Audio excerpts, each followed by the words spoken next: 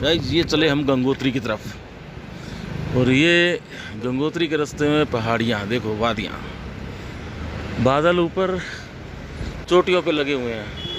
ये नीचे गंगा, ये नीचे गंगा जी, और ये देखो पुल, कितना ऊंचाई पे पुल बना हुआ है गाइस।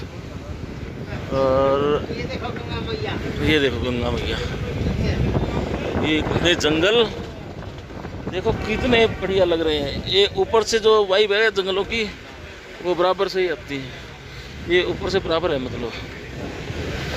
ये देखो, ये मेरे ख्याल में यूपी बिहार वाले हैं, मतलब यार ऐसे ठीक नहीं लगता यार, झोंकी झोंपड़ी है ना। ये देखो क्या यार गाइस, मैं ये नहीं कह रहा भी मत आना चाहिए, आना चाहिए, पर ऐसा ऐसी जगह पे अच्छा नहीं लगता झोंकी झोंपड़ी। गाइस ये बहुत ऊंचा पहाड़ है, आँख से दिख भी नहीं रहा, इतना ऊंचा है। ठीक है।